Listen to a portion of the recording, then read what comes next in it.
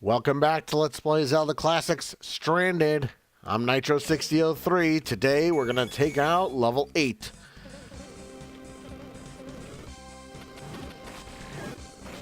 Now, just so you are aware, there is instant enemy respawn in this room, so you're going to want to be aware of that. And this is a fire Gleeok, in case you are new to the game or have not been following so far. And they are going to be all over this level, so you really want to make sure you learn how to fight them quickly, because if you don't, you're going to be in a lot of trouble. And you want to get rid of these bats, because the floor that you see there breaks, and so if you if you stand on it too long, you see it's cracking as I'm walking up here. Here's another fire Gleeok. And if you get too damaged by him, luckily these guys are nerfed, so that's a good thing, and good for you, of course, because that makes your life easier. And here you just have some fire Zols, so nothing too challenging yet. And you can probably guess what items you're going to get here by the fire and by, what you don't have yet. So you want to continue heading in this direction. Here is a two-headed fire Gleeok. And believe it or not, your wand actually helps you in this room, because look how quickly it took him out. So here we have more bats. And you want to try to clear them out as best you can before running into this room, because if they knock you back onto one of the spots that you've broken, well, you could be in a lot of trouble.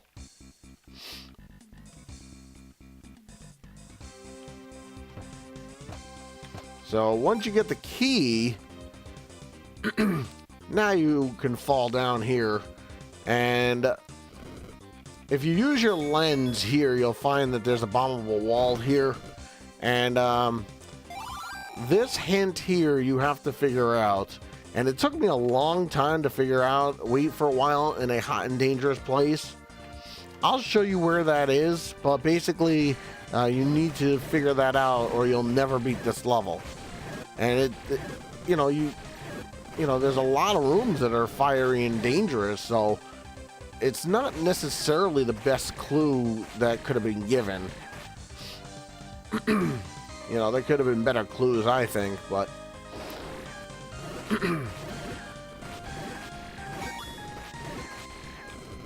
and you're gonna see lots of instant enemy respawn, and unfortunately you can't walk through fire that I know of. So it's just a matter now of making your way back to the start.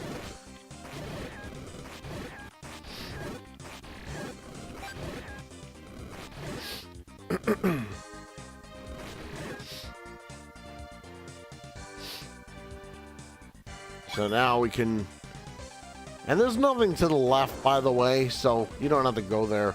So now that you're here, you want to start heading to the left now. And there's, I believe, 10 bats in this room. So just use your boomerang and your sword, and just until you count 10. Or until you stop hitting things, I guess.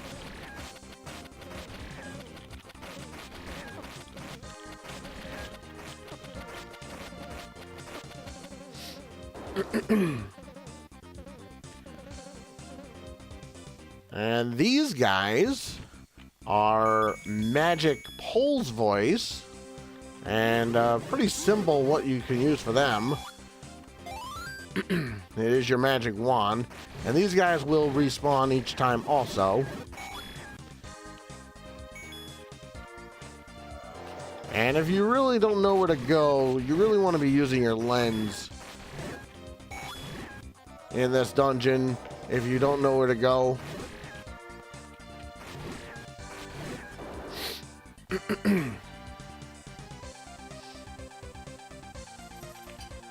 So this is a dangerous room, but we can actually bomb to the left.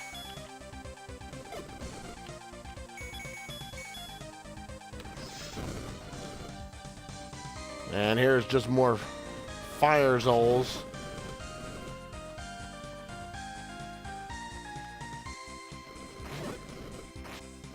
And that hurts. Ah.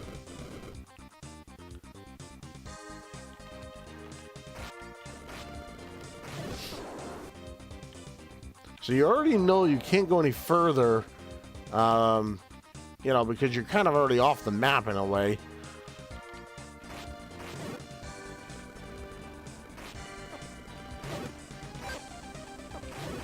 And this room could be really, really hard. As you can see, you might want to use your wand, your arrows, just something that keeps them away from you.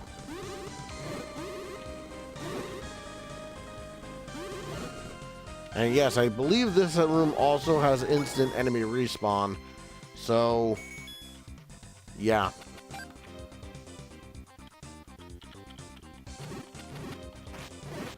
And this room is a good room for refills for you. And actually, there's actually a refill spot here too. So, yeah. So you want to head up first.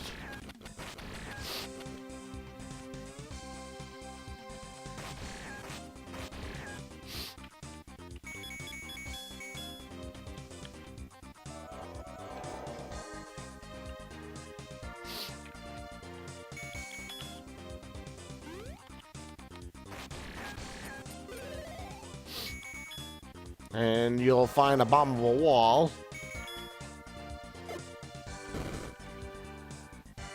Patience is a virtue. So, you have to figure out what that is. So before you run out of the room, you might want to just stay here for a little bit. And see what happens. And I think it's about 20 seconds or so. So, you know, run around, do some cartwheels or whatever. And here you just have more fires, also a good chance for refills. And luckily your magic sword takes these guys out in one hit now.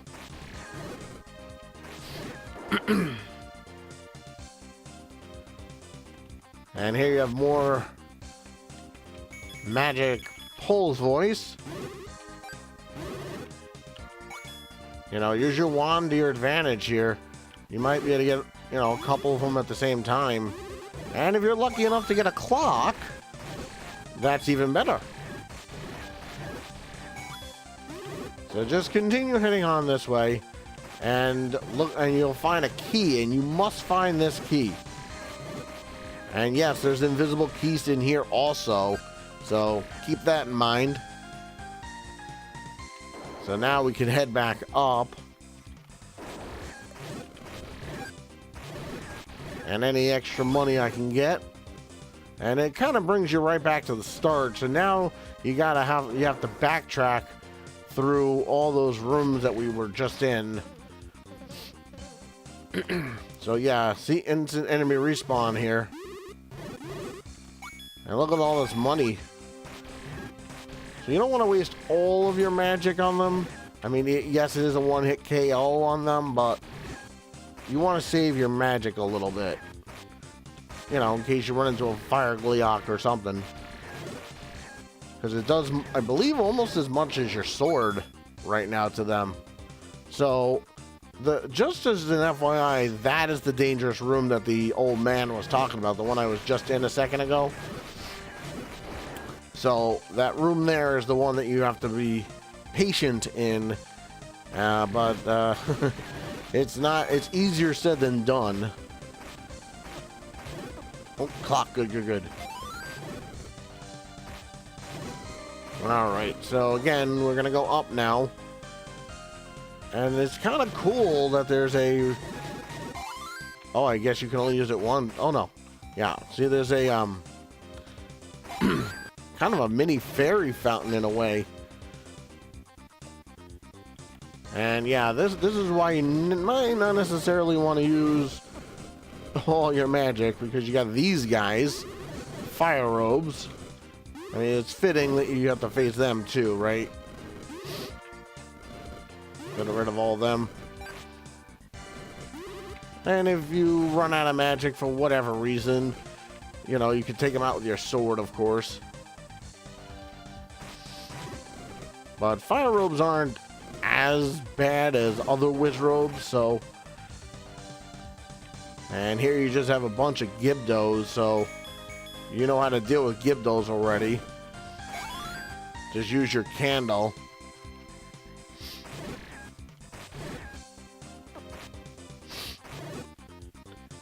And you're gonna find another room of fire Zols. Sorry, fire Octoroks rather. And you really wanna be careful, because again, those flames do 2 hearts of damage. You know, earlier in the game they did 4, so at least it's less than that. All right, so there's nothing if you go down.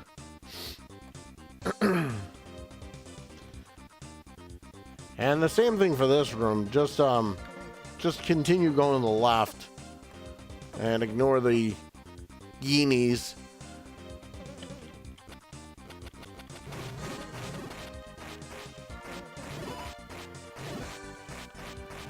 And you're gonna find a lot of fire statue shooters in this place too. So now you want to go up, and yeah, you find another fire Gleeok. You're gonna get sick and tired of fighting these things by the end of this dungeon. So you see, it doesn't, the wand doesn't work on this one for some reason or another. And because of the way the fires are, it's really hard to get a clean shot on him. So your best bet is just to tank this one out. You know, you may take a beating, but, you know, and just continue on up. Now, it may not be necessarily obvious what to do in this room, but basically, you notice that there's one corner without a flame. You just want to complete the flame. And look at what we find, the fire boomerang. And yes, you will need this to beat the level. So you have to find it. And not only do you need it to beat the level, you'll need it to progress in the game anyway, so.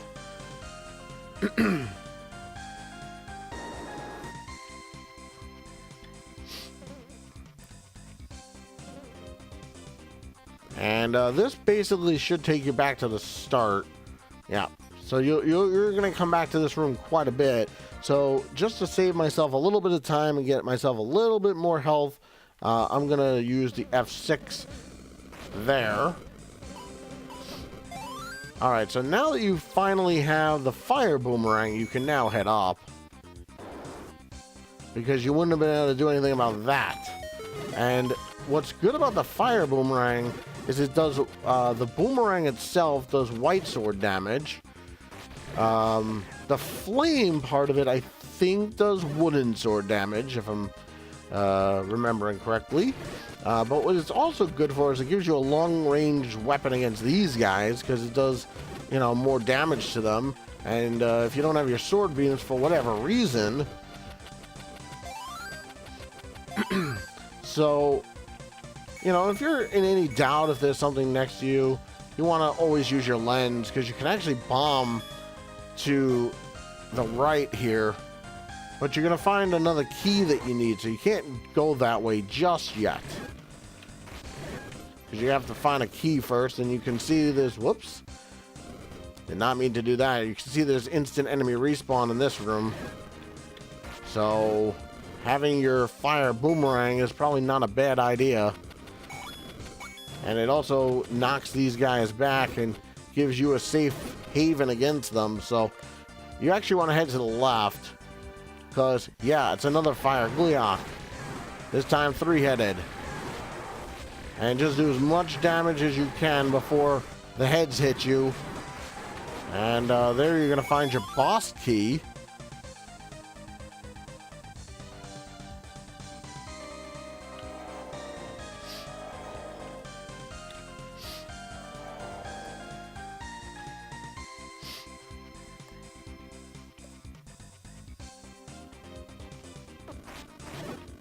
And you can actually bomb up also for another fire Gleeok. Yeah, sick and tired of facing them yet?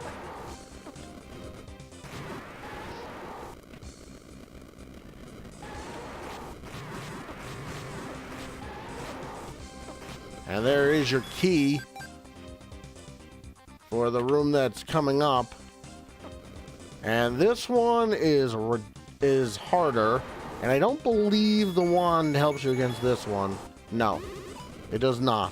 So you want to use your feather and just get around him and just do the best you can to get rid of him as fast as possible.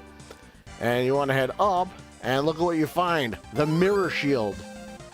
So yeah, you need to find this. So now again, I'm going to F6 because where I need to go next is actually kind of closer to the beginning than where I was.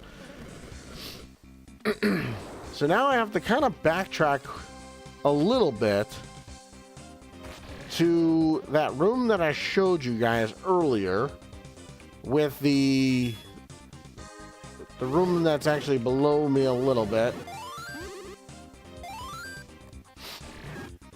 And another property of the fire boomerang, it stuns pulse-wise. I think it pretty much stuns anything.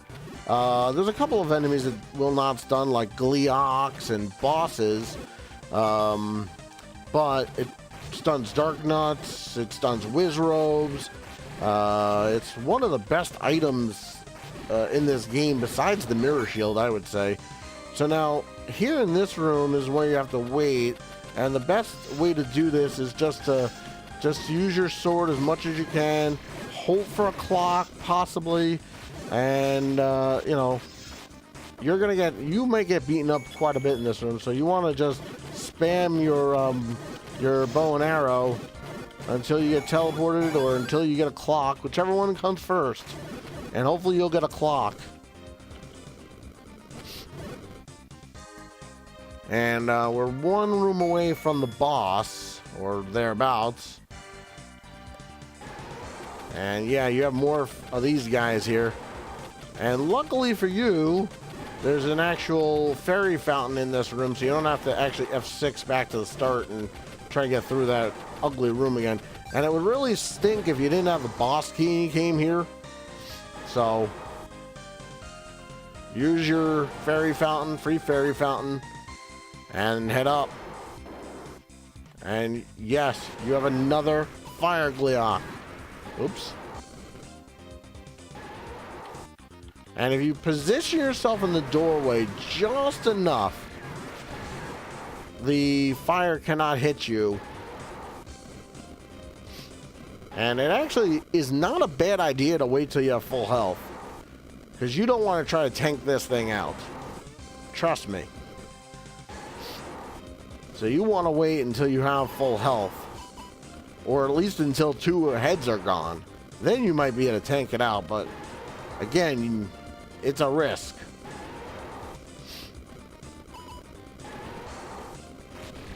And just take your time.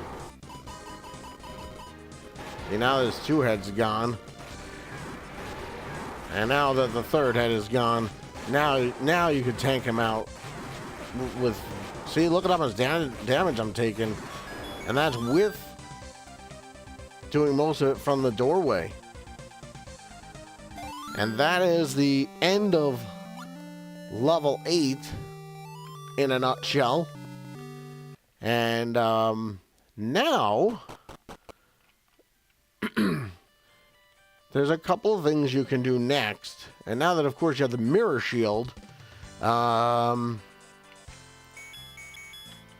let's get out of here, because we're pretty much done here now.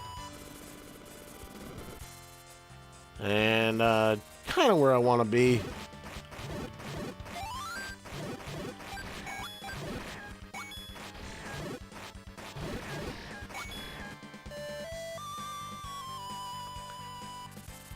But I want to actually get to the small island. That's where the next part of the game takes place. Alright, so there's a couple of things you could do now, like get this heart piece. And yes, your mirror shield also reflects Zora fireballs. So just continue heading on.